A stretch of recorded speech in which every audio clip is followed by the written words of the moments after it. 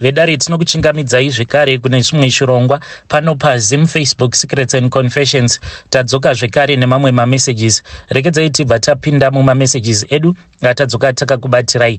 Message yedu yekutanga yakamira sekudai: hanzi makadi zvenyomukoma, ndinokumbirawo kuti munge muchindiposterawo nyaya yanguwo makavika chitupa changu. Inini mukoma nashi ndiri murume uye ndine makore 35 years ekuberekwa. So inini mukoma chakazokonzeresa kuti ndinge ndichizosvikawo pakubatana nemishonga iyi yekugadzira mari zvakaitika ndezvekudai. Inini ndainge ndiine musikana wangu uyo wandakadanana naye. Musikana wangu uyu inini naye takadanana kubva patainge tichiri primary school. Saka by the time pandakazouya kuno kuSouth Africa ndainge ndisati ndakwanisa kuwanawo basa rainge riri bo. Saka communication yangu naye yainge itongori very low. Kana mari chaiyo yekuti ndinge ndichitumidzira kunyange kuvabereki vangu ndainge ndisingatombokwanise kuiwana mari iyoyo. Saka iye zvino akabva azondiudza kuti ainge afunga kuti ange achinoita zvechibhodha gezi, so akabva azoenda kuya. Zvino akati ava kuya ndokubva azotanga kudanana nevamwe chef avo vakazosvika pakumupa pamuviri, then ndokubva vazoramba vakabva vati nhumbu iyoyo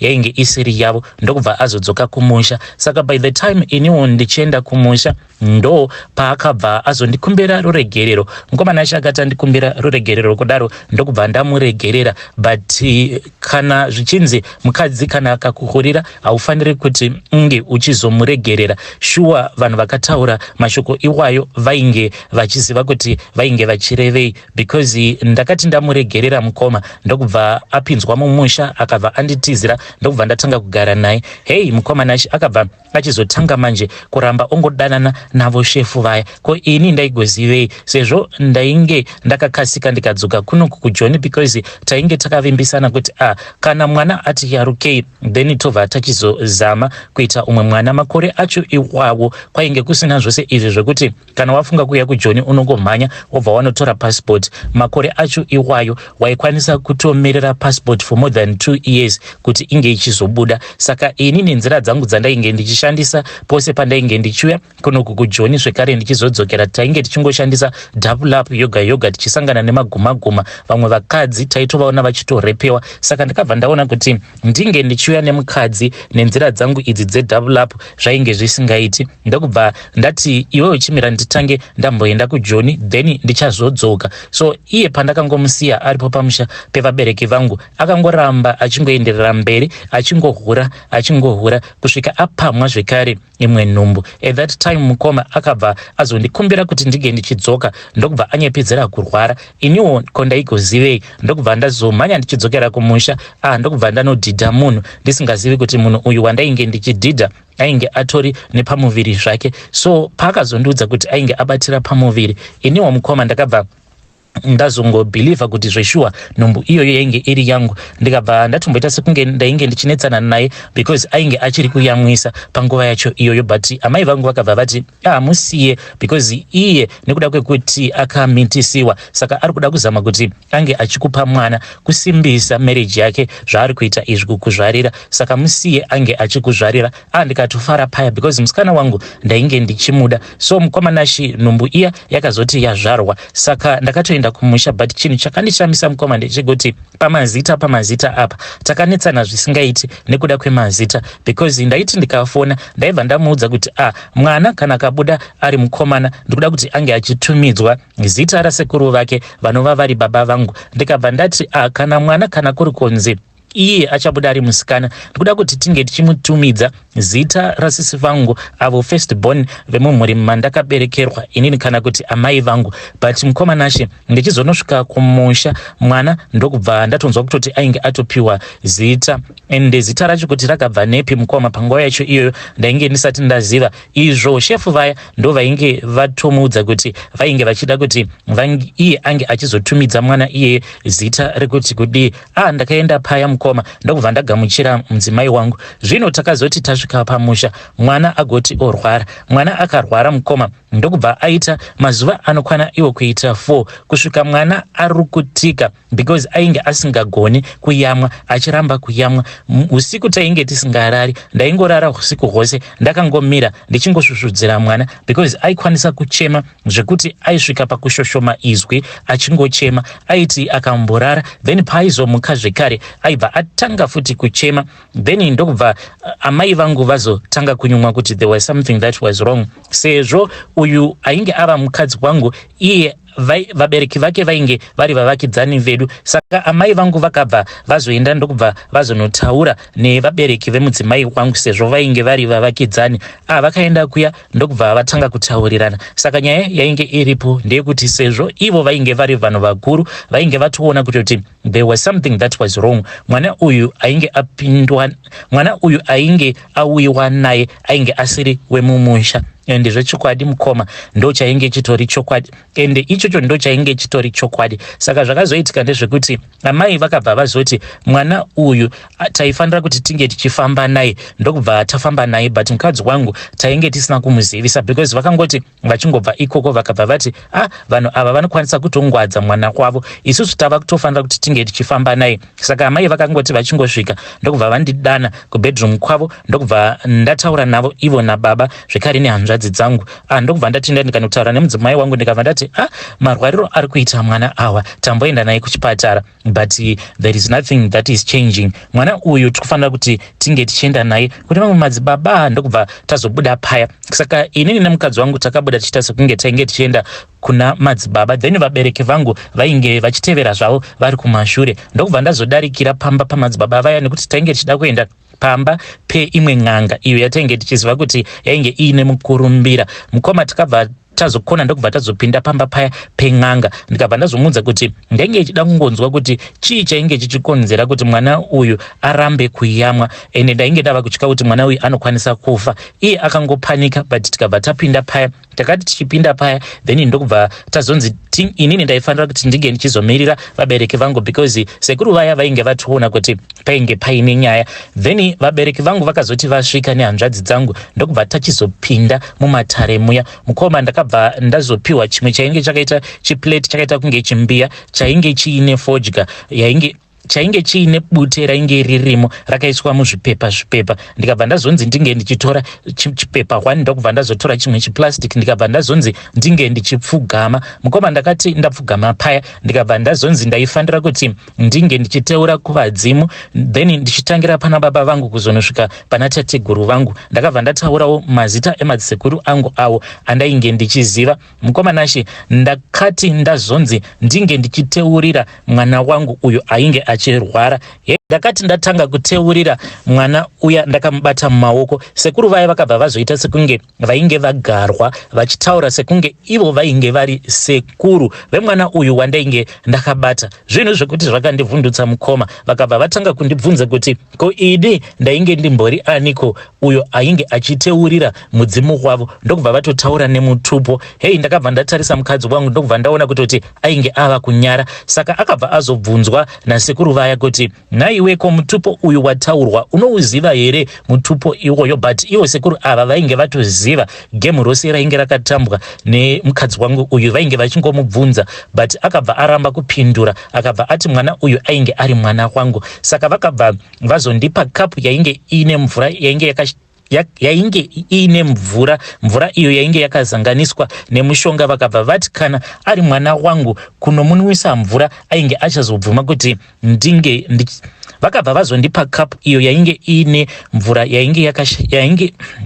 vakabva vazondipa kapu iyo yainge iine mvura yainge yakazanganiswa nemushonga. Vakabva vati mwana uyu kana kuri kunzi ainge ari mwana wangu ainge achazobvuma kunwa mvura iyoyo. Ndokubva ndatora mvura iya zvekare ndikabva ndatora mwana uya wandainge ndatoramwa because ndainge ndatobatwa neshungu dzekuti mukadzi uyu ndainge ndakamuregerera kekutanga, now ainge andihurira zvekare. So ndakabva ndazama kuti ndinge ndichimupa mwana uyu mvura angainwa. Mukoma mwana akaramba kunwa mvura.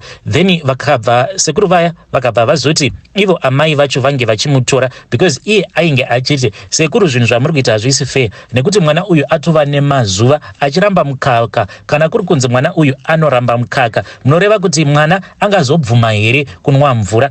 Sekuru vaya vakabva vaseka zvavo ndokubva vati amai ipai mwana wenyu mvura. Mukoma mudzimai wangu akati achingonosvitsa kapu yemvura kudai pedo nemuromo wemwana, mwana akabva aita kunwa mvura kapu yose kusvika sekuru vaya vazoti chiregedzai kumupa mvura nekuti anokwanisa kuzoita mabayo sezvo ava nemazuva asingadyi. Ndo pandakabva ndatoona kuti zvishuwa mwana uyu ainge asiri wangu, saka akazonzi ange achitaura. Then ndokubva achizotanga kuchema paya, akabva azotaura kuti ainge akamanikidzwa kuita bonde zvekare nashefu vaya. Ndikabva ndamubvunza kuti kona shefu vacho makazosangana kupi? Akabva ati panguva iyo pavainge vava kufambira nyaya dzekugadzira mabirth certificate, saka shefu vaya vakazoti vava kudzoka vari munzira ndokubva vazopaka motikari pasaidi peroad, ndokubva vamumanikidza vakabva vati iwe uri mukadzi wangu, unozviziva kuti uri mukadzi wangu, takazvara tose mwana, saka uri kufanira kutoti unge uchimbondipa. Ndokubva varara vose. Saka iye ainge achiti pose apo pavainge vomupa mari vachiti mari iyi ndikuda kuti unge uchizotengera mwana chakati, vaitombosangana muzvitondo vobva vatombotanga vaita bonde. Ndakarwadziwa mukomanashi zvekuti ndakaita sekunge ndichamurova mudare riya, but sekuru vaya vakabva vati hataifanira kuti tinge tichirwa mudare ravo. Ndokubva tazobva paya, then iye akabva atongodzingwa pamba nevabereki vangu. Mukomanashi ndakarwadziwa kusvika kwekupedzisira, but by the time pandakazodzoka kuno ndainge ndava kutodanana nefriend yake because ndakati ndava kutaura nefriend yake ndichitochemawo, then friend yacho ndokubva yatondihaga.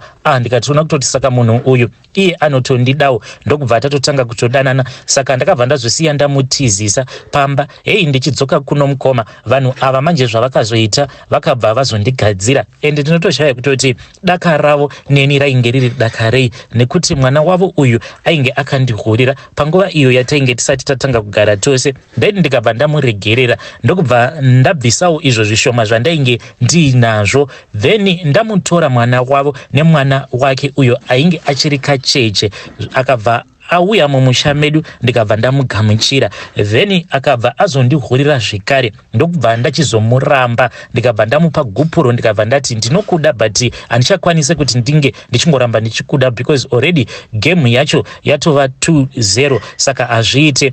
Vabereki vacho ivo manje vakabva vazofamba ndokubva vazondigadzira. Ndakati ndauya kuno mukoma ndakatambudzika kamwe kamutambudzikiro kekuti ndega ndakasvika pakuzvibvunza kuti kasi mukadzi uyu wandakazotora musikana uyu kasi iye amai vake muroyikani, because pandakadzoka kunoku ndakabva ndawana basa very quick, ndikabva ndawana basa pane umwe murungu ndichigara zvangu kumaplot. Ndikabva ndatoti pano apa pandiri kushanda pano patori bo because ndainge nditoriwo nekarumu kangu kainge kari bo. Ndokubva ndati mudzimai wangu ange achiuya, then akati auya mudzimai, hei mukomanashi, upenyu hwangu hwakabva hwaoma.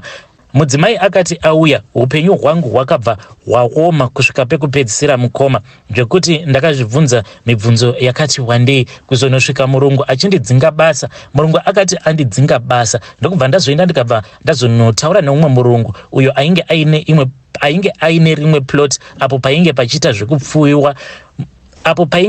zvekupfuwiwa nguruve. Ndakati ndava kushandapo paploti paya mukoma, mari yandainge ndichipiwa pamwedzi yainge iri 500 rands. Apa paya pandainge ndichishanda ndainge ndichibhadharwa 1.3, saka kubva mu1.3 ndichidzoka mu500 wainge huri upenyu hwainge hwakaoma. Mudzimai wangu akabva azobatira pamuviri, Mwari vakabva vandiseka because takati taenda kuchipatara, skani ikabva yati iyo mudzimai wangu pamuviri pake paainge ainapo painge pari pevana maTwinz. So mudzimai wangu paakazonozvara akazvara neoperation. Mukoma mudzimai wangu akagara muchipatara zvekuti ndakasvika pakukanganwa apa nekamari kacho kandainge ndichiwana. Dzimwe nguva ndaikwanisa kuti paya kana iri weekend ndobva ndaenda iwe kuchipatara kwacho kwaainge akazoendeswa because akabviswa kuprovincial ndokubva azoendeswa kune chimwe chipatara. Mukoma painge patori nemufambo apa muroad waitombosangana nemaroad block. Mukoma ndakati nerimwe zuva ndichibvako kuya ndikabva ndati hausi upenyu, dammit, ndiri kufanira kuti ndinge ndichichinja upenyu hwangu. Ndikambotanga ndichamboenda kumasowe ndichibatsirwa, ndopa ndakabva ndazoudzwa nhau iyoyo yekuti ndainge ndakagadzirwa nevabereki veuyo ainge ambori mukadzi wangu because ivo vakati waseka mwana wedu. So ndakabva ndatanga kungoshandirwawo ndichibatsirwa, zvinhu zvikaita sekunge zvainge zvasununguka. But munongoziva kuti masystem ekumasowe yakamira sei, unongoramba uchingopiwa tsanangudzo after tsanangudzo but zambuko manje unenge usingariwani. Ndikabva ndati this is a slow process. Zviri nani kuti ndinge ndichitongoenda kuna nagodobori vanozvigona. Mukoma ndakabva ndazoenda kune imwe sangoma yemuno muSouth Africa. Ndakati ndasvika pamba pasangoma uya akabva andibvunza kuti ndaike ndichidei pamba pake. Ndikabva ndamuudza kuti upenyu hwangu hwandainge ndichirarama hwainge hwakaomarara, saka ndainge ndichida kuti vadzimu vangu vange vachizondivhurira nzira dzangu. Saka ivo vemuno muSouth Africa izvozvo havazvinzwisisi zvekuti isusu kwedu tinoti kune mashavi ehuvhimi nei. Iye akabva atongoti ainge achikwanisa kundipa mushonga unogadzira mari. Ndozvaakandiudza, akabva ati ndikuda kukupa mafuta but mafuta awa ari very dangerous. The moment yekuti uchatadza kumashandisa mafuta awa unofanira kutoti unge uchitoziva kutoti watozvigadzirira chikwambo chako. Ndikabva ndati sekuru ndipei mafuta iwayo nekuti ndikuda kumboponda nhamo. Saka sekuru vaya vakabva vazondipa mafuta aya, vakangondipa mafuta ari mune kamwe kachigaba kainge kari kadiki diki. Vakasekuru ava vakabva vazonditi mafuta awa andakupa uri kufanira kuti unge uchimachengeta for 2 weeks. Kana wamachengeta kwe2 weeks unofanira kuti unge uchizodzoka nawo muno mudare rangu, uye zvekare hausi kufanira kuti unge uchizoita chiupombwe nekuti kana ukagara wadaro mafuta awa achakuputikira ende achabva azokupandukira. Ndikabva ndati zvakanakai, ndokubva ndatora mafuta aya ndikabva ndadzoka nawo ndokubva ndazongomachengeta murumu mangu. Zvino mukomana ashe mudzimai wangu paainge achiri nepamoviri asati azopona matwins edu awa, iye mudzimai wangu ainge asingatofariri bonde racho. Mimba yacho yainge ichikonzeresa kuti iye ange achindisema, saka ndainge ndakambokweva. Zvino nhumbu yake yakazoti yava kunopinda kuma6 months. Ndakabva ndazonzwa kuti panapa ndasakadzwa nechikara, ndainge ndava kudawo munhukadzi. Saka kuzvimaploti ikoko kwainge kuine chimwe chichembere icho chandainge ndodanana nacho, not because ndainge ndichichida but yainge itoriwo nhau yekuti ndipote ndichingotapudzawo shungu. Saka ipapo manje ndakabva chiudza chichembere chiya kuti chaifanira kuti chinge chichimbomira mbichana nekuti ndainge ndiine minamato yangu yandainge ndiinayo. Ko ini ndaigoziveiko kuti icho chainge chakatoudzwa kuti painge paine umwe musikana uyo ainge achishanda pane rimwe plot wandainge ndakanyenga. Saka iye ainge achizviziva kuti ndainge ndichifambidzana nacho chichembere ichocho. Saka akabva azoenda achinokonfirma achida kungonzwisisa kuti what was going on because saka musikana uyu ainge asina kana nguva akabva kuzimu. Saka ndainge ndichimunyepera kuti handitomborina mukadzi, izvo mukadzi wangu ainge ari kuchipatara. Saka akazoenda kuya mushure mekunge audzwa kuti ndainge ndichidanana nemukadzi uya ndokubva azoudzwa kuti tainge tichitodanana uye mudzimai wangu ainge ari muchipatara. Saka mukadzi uyu akazoti auya kwandiri ndokubva atanga kunetsana neni pandakamuudza kuti zvainge zvisingaiti kuti tinge tichirara tose. Mukomana ashi, pakabva paita imwe noise apa ndainge ndava kutya manje kuti ndaizokwanisa kunzwikwa nevamwe avo vandainge ndichishanda navo ndichigara navo paplot ipapo. So ndakabva ndazongoita hangu kuti saka ndakabva ndazongoita zvekuti situation inge ichiita calm down ndokubva taita bonde. Ndikangoti tichazongoonawo kuti chichi chaitika. Saka takangoita bonde. Mukoma takati tichiita bonde kudaro pakabva pazoita rimwe zisound rekuti pane chinhu chakaputika. Munoona kana ukakanda chibhodhoro cheperfume mumoto chinoputika, kana kuti chigubhu chaunenge wakavhara chinoita zvekudhuka. Ndo sound iyoyo yatakanzwa zvekuti kana mukadzi iye akatovhunduka kuti kochi. Mukomana acho ndopa ndakabva ndafunga zvino kuti mafuta aya andakanzi nasekuru vaya anokwanisa kuzondiputikira. Ndikatoona kutoti ndiwo ainge adhuka because ndakatarisa kufiriji because ndainge ndakachiisa pamusoro pefiriji. Ndikabva ndaona firiji yainge ichita kuminina nemafuta, ndikatoziva kuti ndo zvainge zvaitika. Mukadzi uyu ndakabva ndazongomuvhara-vhara, then mangwana acho makuseni iye akabva aenda kumba kwake, ndokubva ndasara paya. So ndakatoti ndakatorara zvangu masikati, ndakangodonherwa nedzvinyu, so ndikatoseka ndikatoti ko dzvinyu iri zvarinojairira. Mukoma ndakati ndichiti dzvinyu iri ko zvarinondijairira, dzvinyu riya rigotaura neni mukoma, rikabva randiudza kuti iro ndiro rainge rimbori mafuta aya au andainge ndakapiwa nasekuru vaya, saka rainge rachinja zvino rava dzvinyu. Hei, ndakavhunduka mukoma, ndikabva ndatora foni yangu ndokubva ndabata sekuru vaya, ndikabva ndavaudza izvo zvose zvainge zvaitika. Vakabva vati ndaifanira kuti ndinge ndichirinyengerera dzvinyu riya kuti ndinge ndichiuya naro mudare, nekuti kupanduka kwarainge ratoita dzvinyu iroro rainge ritori nenzara, raikwanisa kutondidyira amai vangu. Ndikabva ndati zvinondoita sei, because rainge richiramba. Ndakazama kuda kuti ndinge ndichiritora kudai, because vakati kana ndaribata ndaifanira kuti ndinge ndichiriisa muchiplastic bag, ndobva ndazouya naro dzvinyu iroro riri muchipepa bag kudare kwavo sekuru vaya. Hei, ndakazama kurisimudza kudai, rainge risingasimudziki, richiita sekunge rainge rava kurema matani nematani. Ndikabva ndavafonera zvekare, vakabva vanditi nyaya yatovapo ndeyekuti handiti iwe mudzimai wako ari kuchipatara zviya, wakandiudzaka iwe kuti mudzimai wako iye akapona vana vaviri. Ndikabva ndati hongu sekuru. Vakabva vati zviri nani kuti tinge tichichekeresa umwe chete pakati pevana vako vaviri ava vakazvarwa nemudzimai wako, nekuti Mwari vachitozosvika pakuti mudzimai wako ange achizvara vana mapatya, Mwari vainge vakatoona izvo zvainge zvichazoitika kumberi. Zviri nani kuti tichekerese umwe wacho wosara ne1 than kuti iwewe unge uchizochekeresa amai vako. Mukoma, ndakarwadziwa.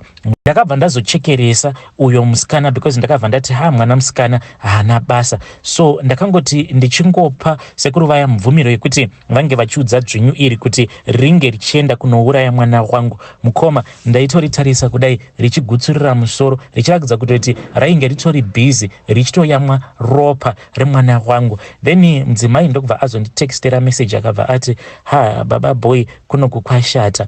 Then ndikabva ndazoenda kuya, but ndainge ndichitoziva kutoti chii chainge chaitika.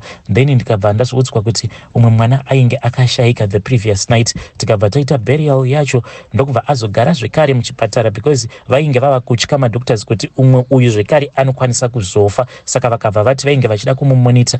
Mudzimai wangu mukoma akagara muchipatara kwehafu yegore agere muchipatara. Saka ini ndakati ndadzoka ndichiti ndikuda kutsvaka mari, ndikabva ndaenda kwavari sekuru vaya, ndikabva ndati dzvinyu riya ndauya naro iri. Vakabva vanditi saka uchaita sei? Ndikabva ndati kuchipatara uko ndanzi ndikufanira kuti ndinge ndichitsvaka funeral parlour inouya kuzotora mutumbi uyu wemwana, nekuti mwana uyu atova munhu. Ivo vati ndinofanira kuti ndinge ndichitsvaka funeral parlour inouya kuzotora mutumbi wake, then obva agadzirwa, obva avigwa. Kana chida kuti ange achizopiswa ozopiswa, but chipatara hachichazvipindi izvozvo. Saka sekuru vaya vakabva vati ndinokunzwira tsitsi, dzvinyu iri ndanga ndichida kuritora ndozoritengesa hangu, but ndava kuda kukupa dzvinyu iri mahara kuitira kuti unge uchikwanisa kuwana mari. So mukoma, ndakabva ndazogamuchira dzvinyu riya ndokubva ndadzoka naro. Saka ivo sekuru ava vakati ndaifanira kuti ndinge ndichitsvaka pane rukova, ndokubva ndazoenda kurwizi kuya. Vakanditi ndinge ndichizviita usiku zvinhu izvi, then ndabva ndazoenda naro kurwizi usiku. Vakati ndinorinwisa mvura katatu, ndakaribata.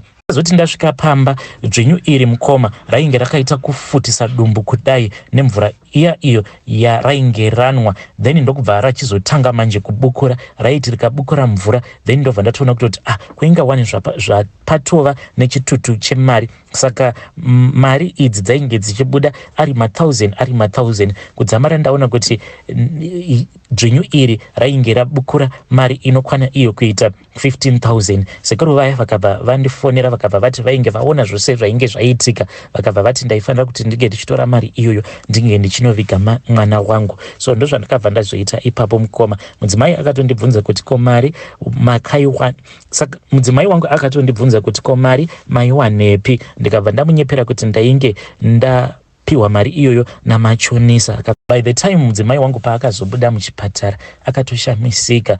Tichenda pane imwe motikari ndikabva ndamuudza kuti ndo motikari iyi yandakatenga. Akamboramba kuzvibhilivha. Mukomana ashe akati munonyepa imi zvimwe kuda motikari iyi maipiwa nemurungu, sezvo paplot ipapo ndaimbopota ndichidriver motikari but ndaingonzi ndinge ndichingodriver kumaplots ikoko. Ndikabva ndamuti zveshuwa yenge iri motikari yedu, ndokubva ndatanga kudriver paya. Saka paakazobhilivha ndeapo paakazoona kuti patainge tava kubva pachipatara direction yacho yatakazotora manje tainge tava kusaenda kumaplots, tainge tava kuenda kumasebhabhu kunova kuri kwatichiri kugara nanhasi uno. Mudzimai wangu haatozvizivi kuti ndokuromba uku kwandakaita. Vedare ndo message iyo yandakatumidzirwa ichibva kuna mukoma vedu. Zvakangoma hazvo vedu we. Ngatitaurei navo mukoma vedu ava mucomment section. Mukoma vedu ava ivo vanoti hanzi hembe dzemwana wavo uya wavakachekeresa vachiri nadzo hembe idzodzo dzinogara mumba, but mudzimai wavo haazvizivi, dzinogara muceiling. Zvakangoma hazvo vedu we.